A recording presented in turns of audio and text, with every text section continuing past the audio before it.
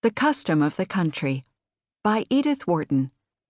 Read by Laurel Lefkow for Naxos Audiobooks. Book 1. Chapter 1. "Undine Spragg, how can you?" her mother wailed, raising a prematurely wrinkled hand heavy with rings to defend the note which a languid bellboy had just brought in. But her defense was as feeble as her protest, and she continued to smile on her visitor, while Miss Spragg, with a turn of her quick young fingers, possessed herself of the missive and withdrew to the window to read it. "I guess it's meant for me," she merely threw over her shoulder at her mother. "Did you ever, Mrs. Heeny?" Mrs. Spragg murmured with deprecating pride. Mrs. Heeny, a stout, professional-looking person in a waterproof, her rusty veil thrown back, and a shabby alligator bag at her feet, followed the mother's glance with good-humored approval. "I never met with a lovelier form," she agreed, answering the spirit rather than the letter of her hostess's inquiry. Mrs. Spragg and her visitor were enthroned in two heavy gilt armchairs in one of the private drawing-rooms of the Hotel Stentorian. The Spragg rooms were known as one of the Louis suites, and the drawing-room walls, above their wainscoting of highly varnished mahogany, were hung with salmon-pink damask and adorned with oval portraits of Marie Antoinette and the Princesse de Lamballe.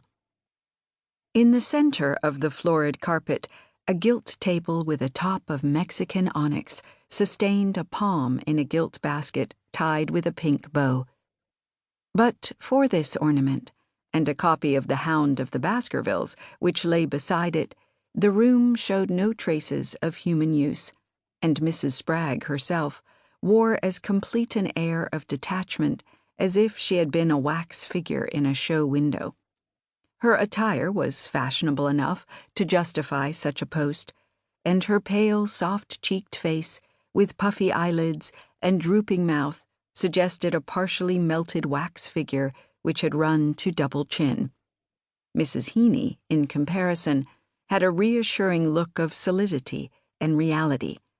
The planting of her firm black bulk in its chair and the grasp of her broad red hands on the gilt arms bespoke an organized and self-reliant activity, accounted for by the fact that Mrs. Heeny was a society manicure and masseuse. Toward Mrs. Spragg and her daughter, she filled the double role of manipulator and friend, and it was in the latter capacity that, her day's task ended, she had dropped in for a moment to cheer up the lonely ladies of the Stentorian.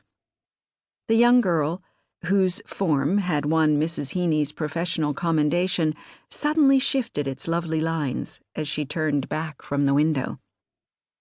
"Here, you can have it after all," she said, crumpling the note and tossing it with a contemptuous gesture into her mother's lap. "Why, isn't it from Mr. Popple?" Mrs. Spragg exclaimed unguardedly. "No, it isn't." "What made you think I thought it was?" snapped her daughter. But the next instant she added, with an outbreak of childish disappointment, "It's only from Mr. Marvell's sister. At least she says she's his sister." Mrs. Spragg, with a puzzled frown, groped for her eyeglass among the jet